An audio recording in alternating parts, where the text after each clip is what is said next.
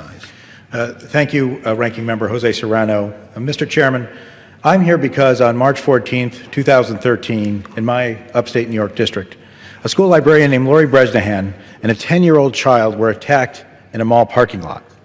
The attacker was facing federal child pornography charges and was out on bail and ordered to wear an electronic monitoring bracelet. He disabled the bracelet, left his home, stabbed Mrs. Bresnahan to death, and sexually assaulted the young girl. In the days following the attack, it was revealed that the attacker had been removing and reassembling the GPS monitoring bracelet. The device sent out tamper alerts every time he disabled the device, but the federal probation office responsible for monitoring this defendant before his trial failed to respond to 46 total tamper alerts. On the day of the attack, he again disabled his bracelet, and the office again ignored the alert. If they had investigated any of these 46 tamper alerts, maybe this tragedy could have been avoided. This appropriations bill funds the Administrative Office of the United States Courts, the organization tasked with overseeing the system of federal probation offices all over this country. After this case, I wrote to the Administrative Office of the United States Courts, asking them to investigate this gross negligence.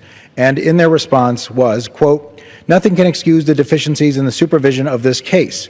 But it also said, quote, "Reduced resources due to the sequester is harming the efforts to keep it from happening again," unquote.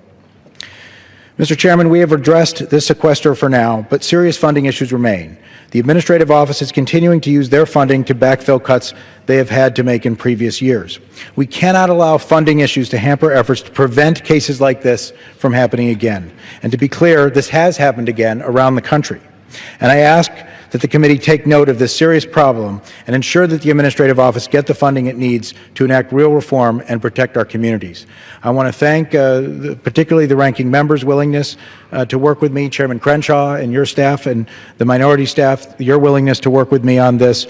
Tragedies do happen, but this one should have been avoided. And I'm dedicated to have Congress do anything in our power to make sure it never happens again in Central New York or anywhere in this great country. And I yield back.